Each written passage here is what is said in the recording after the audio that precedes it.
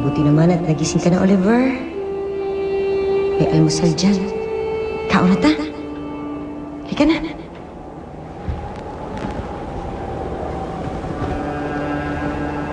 Halika na, magbaon ka na. Halika na.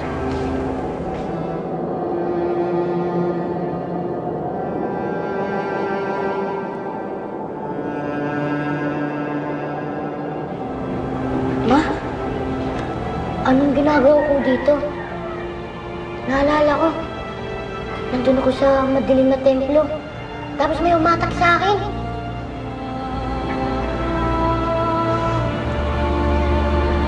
Ano ba naman, anak? Nanaginip ka lang.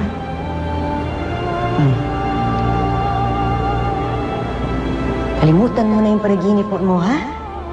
Tara na, kaon na ta. Tara na. Hindi ka ang mama ko. Iba nga akong mama. Ano ba pinagsasabi mo, anak? Mabait kayo. Tinatawag niyo akong anak. Si mama. Si mama, hindi ganun.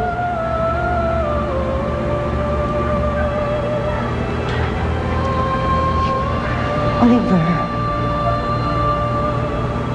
di mo ba gusto na nagbago na ako? Di ba ako ang nanay na pinapangarap mo?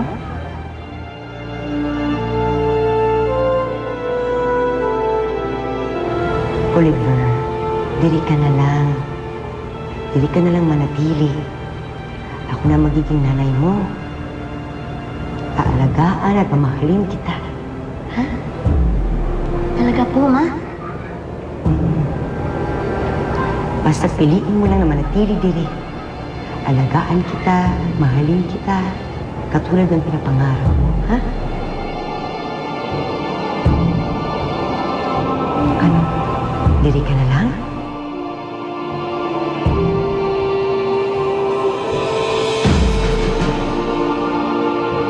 Gabi na, Orius. Pero hindi pa rin sila nagbabalik. Hindi kaya nabigo ang mga bata? Hindi kaya natalo na sila sa mga pagsubok nila? Sintoy, hanggang ngayon ba punong-puno ka pa rin ng pagdududa dyan sa mga bata? Pero malaki ang nawala sa atin, Orius. Ako, tuluyan na ako napahiwalay sa mga kalahi ko. At alam ko na hindi ko na sila makakasama ulit. Hanggat hindi natatalo si Lizardo.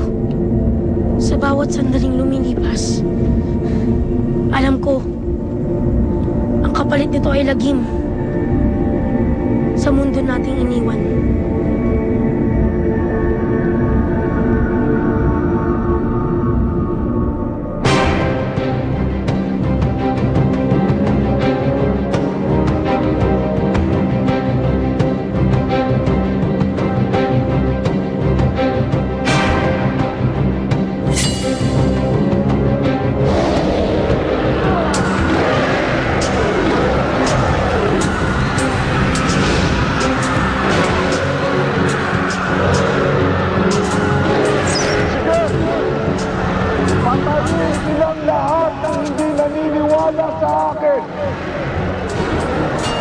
Patayin sila upang masakop na natin ang mundo ng mga engkanto.